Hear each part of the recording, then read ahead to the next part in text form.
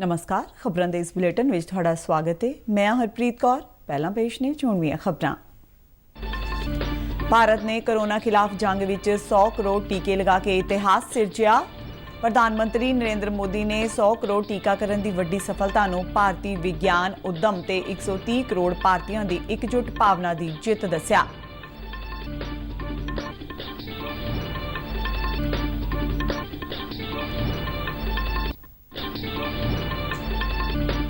केंद्रीय सूचना ते प्रसारण मंत्री अनुराग ठाकुर ने टीकाकरण मुहिम विच एकजुटता दिखाउण लई सारिआं दा धन्नवाद कीता।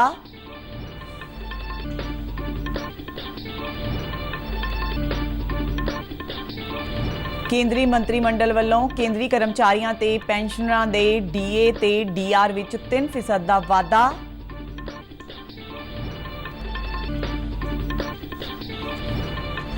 ते पुलिस यादगारी दिवस मौके शहीद पुलिस जवानां नूं निੱਘੀਆਂ ਸ਼ਰਧਾਂਜਲੀਆਂ ਦਿੱਤੀਆਂ ਗਈਆਂ। ਤੇ ਹੁਣ ਖਬਰਾਂ ਵਿਸਥਾਰ ਨਾਲ। ਭਾਰਤ ਨੇ ਰਾਸ਼ਟਰ ਵਿਆਪੀ ਟੀਕਾਕਰਨ ਮੁਹਿੰਮ ਤਹਿਤ 100 ਕਰੋੜ ਦੇ ਟੀਕੇ ਦੇ ਟੀਚੇ ਨੂੰ ਹਾਸਲ ਕਰਕੇ ਇਤਿਹਾਸ ਰਚਿਆ ਹੈ।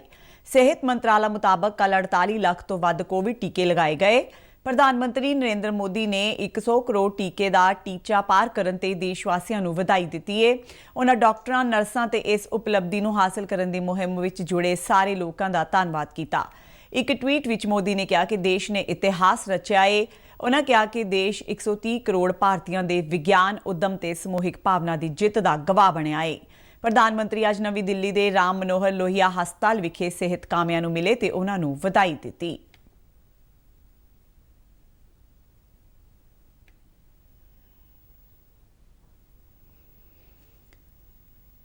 केंद्र सरकार वालों इस मौके लोगों को जानकारी देने लई वड्डी पद्धर ते प्रबंध किए गए ते इस उपलब्धि की सफलता के संबंध विच वख-वख थावां ते प्रोग्रामां दा आयोजन किया जा रहा है। राष्ट्रपति, उपराष्ट्रपति, गृह मंत्री ते रक्षा मंत्री समेत कई मंत्रियों ने यह इतिहासक उपलब्धि हासिल करने लई डॉक्टरां, सेहत कामियां ते अगलेरी कतार दे वर्करां दे वडमुੱਲੇ योगदान की शलाघा की है।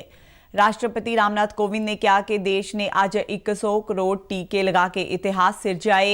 उपराष्ट्रपति वेंकैया नायडू ने 100 करोड़ कोविड टीके का अंकड़ा पार करने की शानदार उपलब्धि ते टीम इंडिया को बधाई दी है। गृह मंत्री अमित शाह ने इसनूं इतिहासक ते गौरवपूर्ण दस्सिया। रक्षा मंत्री राजनाथ सिंह ने कहा कि भारत ने कोविड ते कंट्रोल करने विच अहम कामयाबी हासिल कर ली है। देश विच कौमी टीकाकरण मुहिम इस वरे 16 जनवरी नूं शुरू की गई सी।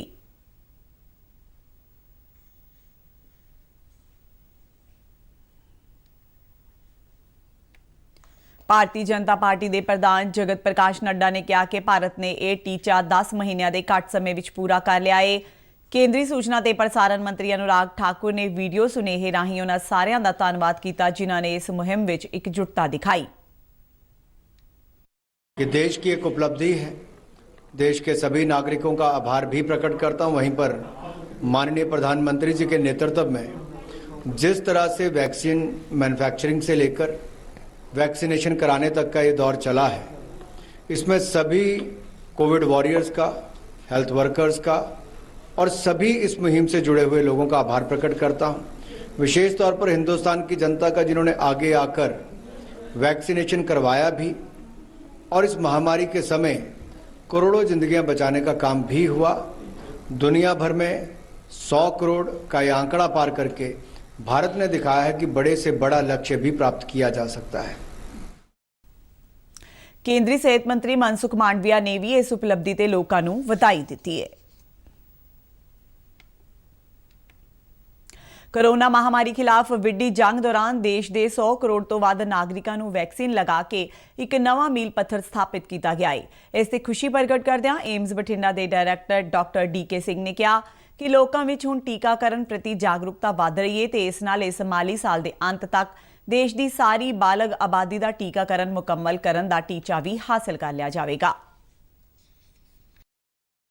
इस वर्ष के अंत तक पूरे एडल्ट को, पूरे 100% एडल्ट को वैक्सीन लगा दिया जाएगा। देखिए, अब वो स्थिति नहीं रही है। 100 करोड़ का महत्व आप समझ रहे हैं कि 100 करोड़ में लोगों को कितने ज़्यादा परसेंटेज लोग ऑलरेडी लगा चुके हैं। अब लोग देख करके और सुन के वैक्सीन मना नहीं करेंगे। क्योंकि शुरू में थोड़ा लोगों को हेजिटेशन था, लेकिन अब वो ख़त्म हो गया है। निश्चित रूप से इसमें जो हेल्थ वर्कर है, जिन्होंने पैदल यात्रा करके भी गांव में, पहाड़ों पर, जंगल में और हिम पर्वत पर भी जाकर के लोगों को वैक्सीन लगाया है, इसमें उन हेल्थ वर्करों का विशेष रोल है, उनका हमें सम्मान भी करना चाहिए। देश ਦੇ ਬਾਕੀ ਹਿੱਸਿਆਂ ਵਾਂਗ ਕਰੋਨਾ ਵੈਕਸੀਨ ਆਉਣ ਮਗਰੋਂ ਪੰਜਾਬ ਵਿੱਚ ਵੀ ਸ਼ੁਰੂ ਵਿੱਚ ਲੋਕਾਂ ਵਿੱਚ ਕਰੋਨਾ ਟੀਕਾ ਲਗਾਉਣ ਪ੍ਰਤੀ ਸੰਕੋਚ ਦੇਖਿਆ ਗਿਆ, ਪਰ ਕੇਂਦਰ, ਸੂਬਾ ਸਰਕਾਰਾਂ, ਜ਼ਿਲ੍ਹਾ ਪ੍ਰਸ਼ਾਸਨ, ਸਿਹਤ ਵਿਭਾਗ ਤੇ ਹੋਰ ਜਥੇਬੰਦੀਆਂ ਦੇ ਅਣਥੱਕ ਯਤਨਾਂ ਨਾਲ ਲੋਕਾਂ ਦੀ ਮਾਨਸਿਕਤਾ ਵਿੱਚ ਤਬਦੀਲੀ ਆਈ ਤੇ ਅੱਜ ਭਾਰਤ ਦੇ 100 ਕਰੋੜ ਟੀਕਾਕਰਨ ਅੰਕੜੇ ਨੂੰ ਪਾਰ ਕਰਨ ਤੇ ਲੋਕਾਂ ਵਿੱਚ ਖੁਸ਼ੀ ਪਾਈ ਜਾ ਰਹੀ ਹੈ।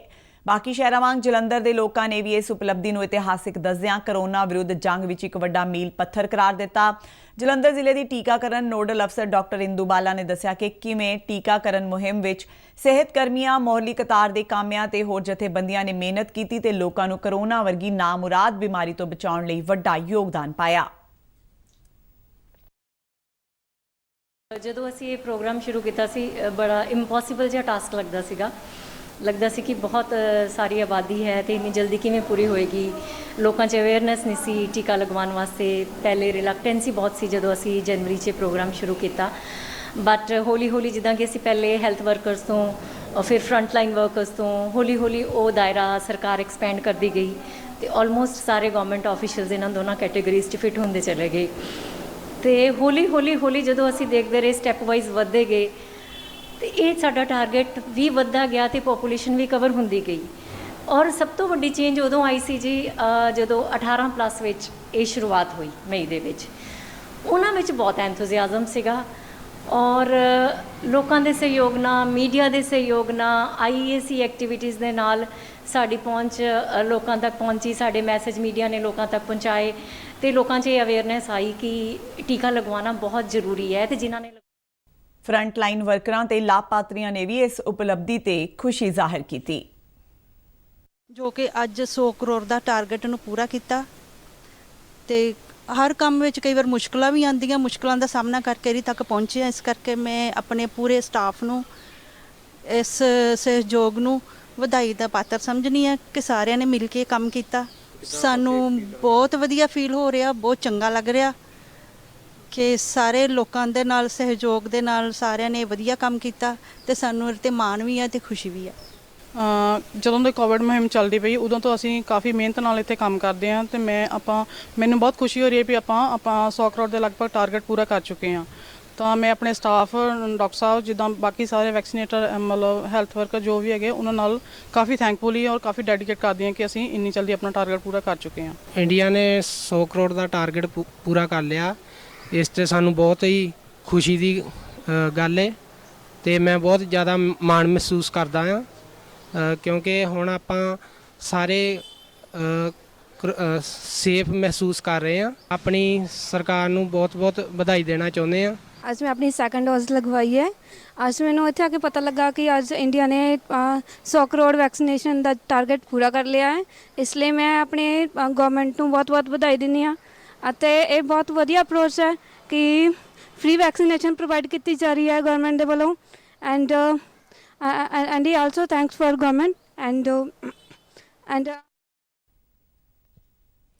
ਪ੍ਰਧਾਨ ਮੰਤਰੀ ਨਰਿੰਦਰ ਮੋਦੀ ਨੇ ਅੱਜ ਹਰਿਆਣਾ ਦੇ ਝੱਜਰ ਵਿਖੇ ਸਥਿਤ ਏਮਸ ਕੰਪਲੈਕਸ ਵਿੱਚ ਕੌਮੀ ਕੈਂਸਰ ਇੰਸਟੀਚਿਊਟ ਵਿੱਚ ਇਨਫੋਸਿਸ ਫਾਊਂਡੇਸ਼ਨ ਵਿਸ਼ਰਾਮ ਸਦਨ ਦਾ ਉਦਘਾਟਨ ਕੀਤਾ।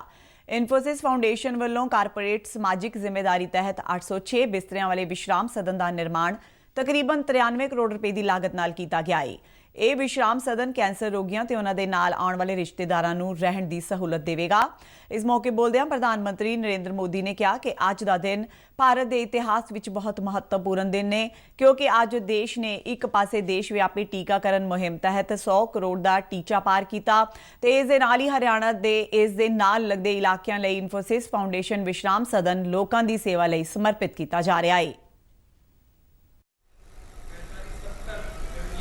2021 का ये दिन इतिहास में दर्ज हो गया है।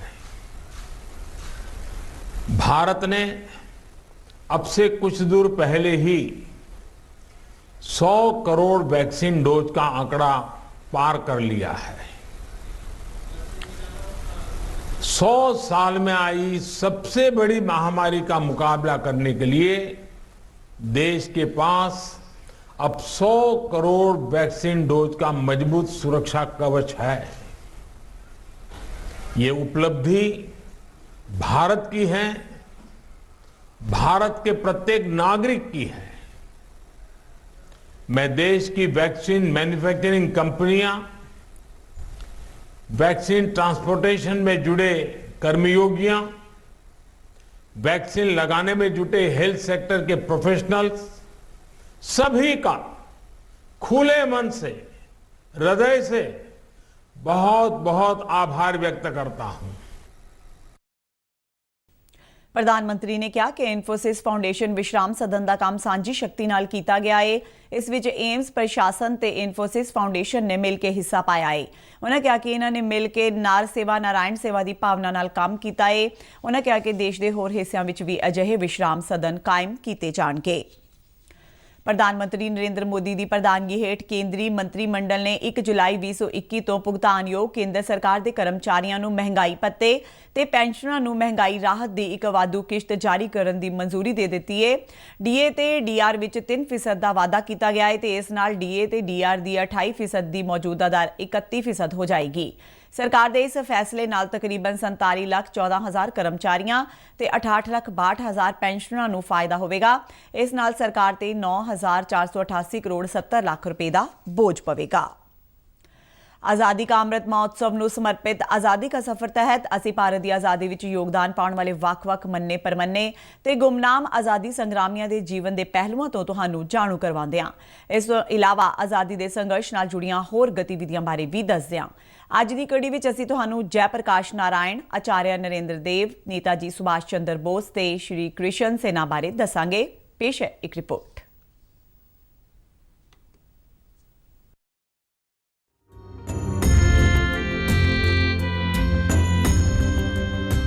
21 ਅਕਤੂਬਰ 1934 ਨੂੰ ਜੈ ਪ੍ਰਕਾਸ਼ ਨਾਰਾਇਣ ਅਤੇ ਆਚਾਰਿਆ ਨਰਿੰਦਰ ਦੇਵ ਵਰਗੇ ਨੇਤਾਵਾਂ ਨੇ ਕਾਂਗਰਸ ਸੋਸ਼ਲਿਸਟ ਪਾਰਟੀ ਦੀ ਸਥਾਪਨਾ ਕੀਤੀ। ਰੂਸੀ ਕ੍ਰਾਂਤੀ ਦੀ ਸਫਲਤਾ ਨੇ 1920 ਅਤੇ 1930 ਦੇ ਦਹਾਕੇ ਦੌਰਾਨ ਭਾਰਤੀਆਂ ਦੇ ਮਨਾਂ ਵਿੱਚ ਸਮਾਜਵਾਦ ਦੇ ਬੀਜ ਬੋ ਦਿੱਤੇ ਨੇ। ਵੱਡੀ ਗਿਣਤੀ ਵਿੱਚ ਨੌਜਵਾਨ ਅਸਹਿਯੋਗ ਅੰਦੋਲਨ ਨੂੰ ਵਾਪਸ ਲੈਣ ਅਤੇ ਰਾਸ਼ਟਰਵਾਦੀਆਂ ਦੇ ਸਿਆਸੀ ਕਾਰਜਾਂ ਤੋਂ ਸੰਤੁਸ਼ਟ ਨਹੀਂ ਸਨ। ਇਸ ਵਿਚਾਰਧਾਰਾ ਨੂੰ ਭਗਤ ਸਿੰਘ, ਜਵਾਹਰ ਲਾਲ ਨਹਿਰੂ ਅਤੇ ਸੁਭਾਸ਼ ਚੰਦਰ ਬੋਸ ਵਰਗੇ ਮਹਾਨ ਪ੍ਰਚਾਰਕਾਂ ਨੇ ਅੱਗੇ ਵਧਾਇਆ ਸੀ। ਇਸ ਤਰ੍ਹਾਂ 1934 ਵਿੱਚ ਕਾਂਗਰਸ ਸੋਸ਼ਲਿਸਟ ਪਾਰਟੀ ਨੇ ਕਿਸਾਨਾਂ ਅਤੇ ਮਜ਼ਦੂਰਾਂ ਨੂੰ ਇਕਜੁੱਟ ਕਰਨ ਵਿੱਚ ਮਦਦ ਕੀਤੀ, ਸਾਮਰਾਜਵਾਦ ਵਿਰੋਧ ਨੂੰ ਅੱਗੇ ਵਧਾਇਆ ਅਤੇ ਗਰੀਬੀ ਤੇ ਜ਼ਿੰਮੇਦਾਰੀ ਖਿਲਾਫ ਲੜਾਈ ਲੜੀ। ਇਹ ਗਤੀਵਿਧੀਆਂ ਉਸ ਵੇਲੇ ਹੋਰ ਤੇਜ਼ ਹੋ ਗਈਆਂ ਜਦ ਭਾਰਤ ਛੱਡੋ ਅੰਦੋਲਨ ਦੇ ਦੌਰਾਨ ਕਾਂਗਰਸ ਸੋਸ਼ਲਿਸਟ ਪਾਰਟੀ ਦੇ ਮੈਂਬਰਾਂ ਨੇ ਵੱਡੀ ਗਿਣਤੀ ਵਿੱਚ ਹਿੱਸਾ ਲਿਆ ਅਤੇ ਬਰਤਾਨਵੀ ਸ਼ਾਸਕਾਂ ਵੱਲੋਂ ਗ੍ਰਿਫਤਾਰ ਕੀਤੇ ਗਏ ਵੱਡੇ ਨੇਤਾਵਾਂ ਦੀ ਗੈਰ ਹਾਜ਼ਰੀ ਵਿੱਚ ਅੰਦੋਲਨ ਨੂੰ ਜ਼ਿੰਦਾ ਰੱਖਿਆ। 21 ਅਕਤੂਬਰ 1943 ਨੂੰ ਨੇਤਾ ਜੀ ਸੁਭਾਸ਼ ਚੰਦਰ ਬੋਸ ਨੇ ਸਿੰਗਾਪੁਰ ਵਿੱਚ ਆਜ਼ਾਦ ਹਿੰਦ ਦੀ ਅੰਤਰਿਮ ਸਰਕਾਰ ਦੀ ਸਥਾਪਨਾ ਦਾ ਐਲਾਨ ਕੀਤਾ। ਇਸ ਨੂੰ ਆਰਜ਼ੀ ਹਕੂਮਤ ਤੇ ਆਜ਼ਾਦ ਹਿੰਦ ਦੇ ਨਾਂ ਨਾਲ ਜਾਣਿਆ ਜਾਂਦਾ ਹੈ। ਅੰਤਰਿਮ ਸਰਕਾਰ ਨੇ ਨਾ ਸਿਰਫ ਬੋਸ ਨੂੰ ਜਾਪਾਨੀਆਂ ਨਾਲ ਸਨਮਾਨ ਪੱਧਰ ਉੱਪਰ ਗੱਲਬਾਤ ਕਰਨ ਦੇ ਸਮਰੱਥ ਬਣਾਇਆ, ਬਲਕਿ INA ਵਿੱਚ ਸ਼ਾਮਲ ਹੋਣ ਅਤੇ ਸਮਰਥਨ ਕਰਨ ਲਈ ਪੂਰਬੀ ਏਸ਼ੀਆ ਵਿੱਚ ਭਾਰਤੀਆਂ ਨੂੰ ਲਾਮਬੰਦ ਕਰਨ ਵਿੱਚ ਵੀ मदद की थी। कोई नहीं कह सकता है जिन लोग इस जंग में शरीक होंगे उनसे कितने लोग निकलेंगे जिंदा हो। हम जिंदा रहेंगे या तो मरेंगे, कोई बात नहीं है। बात सही बात यह है, अहम बात यह है, आखिर में हमारी कामयाबी होगी। हिंदुस्तान होगा। उन्होंने कहा कि पूर्वी एशिया विच रहने वाले 30 लाख भारतीयों वास्ते धन ਅਤੇ जन शक्ति समेत सारे उपलब्ध ਸੋਮਿਆਂ ਨੂੰ ਜਟਾਉਣ ਦਾ ਸਮਾਂ ਆ ਗਿਆ ਹੈ। ਅੱਧੇ ਅਧੂਰੇ ਮਨ ਨਾਲ ਕੀਤੇ ਗਏ ਯਤਨਾਂ ਨਾਲ ਕੰਮ ਨਹੀਂ ਚੱਲੇਗਾ। ਇਸ ਮੁਕੰਮਲ ਲਾਮਬੰਦੀ ਨਾਲ ਮੈਨੂੰ ਘੱਟੋ-ਘੱਟ 3 ਲੱਖ ਸੈਨਿਕਾਂ ਅਤੇ 3 ਕਰੋੜ ਯਾਨੀ $30 ਮਿਲੀਅਨ ਦੀ ਉਮੀਦ ਹੈ।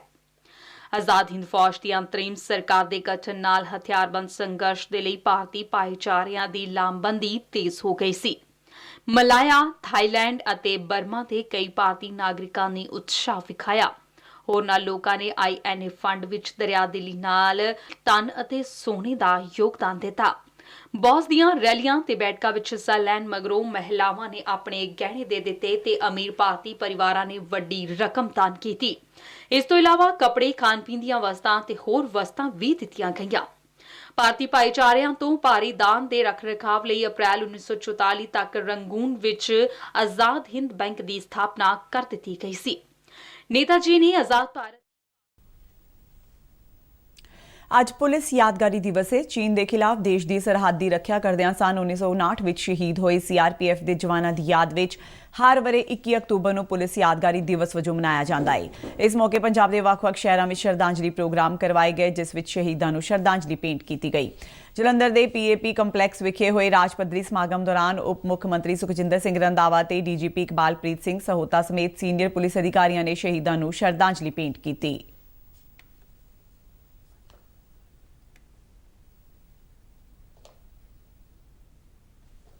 ਇਸ ਮੌਕੇ ਸੁਖਜਿੰਦਰ ਸਿੰਘ ਰੰਧਾਵਾ ਨੇ ਕਿਹਾ ਕਿ ਪੰਜਾਬ ਪੁਲਿਸ ਇੱਕ ਦਲੇਰ ਤੇ ਕਾਬਲ ਪੁਲਿਸ ਹੈ। ਇਸ ਦਾ ਇਤਿਹਾਸ ਬੇਮਿਸਾਲ ਬਹਾਦਰੀ ਤੇ ਕੁਰਬਾਨੀਆਂ ਨਾਲ ਭਰਿਆ ਹੋਇਆ ਹੈ। ਸਮੇਂ-ਸਮੇਂ ਤੇ ਵੱਖ-ਵੱਖ ਚੁਣੌਤੀਆਂ ਦਾ ਸਾਹਮਣਾ ਪੰਜਾਬ ਪੁਲਿਸ ਨੇ ਦਲੇਰੀ ਨਾਲ ਕੀਤਾ ਹੈ। ਉਹਨਾਂ ਕਿਹਾ ਕਿ ਪੰਜਾਬ ਪੁਲਿਸ ਨੇ ਨਾ ਸਿਰਫ ਸਮੁੱਚੇ ਭਾਰਤ ਵਿੱਚ ਬਲਕਿ ਅੱਤਵਾਦ ਤੇ ਵੱਖਵਾਦ ਨੂੰ ਜੜੋਂ ਖਤਮ ਕਰਕੇ ਵਿਸ਼ਵ ਪੱਧਰ ਤੇ ਮਿਸਾਲ ਕਾਇਮ ਕੀਤੀ ਹੈ। ਤੇ ਇਸ ਦੇ ਨਾਲ ਹੀ ਖਬਰਾਂ ਦਾ ਇਹ ਬੁਲੇਟਿਨ ਖਤਮ ਹੁੰਦਾ ਹੈ। ਆਗਿਆ ਦਿਓ, ਨਮਸਕਾਰ।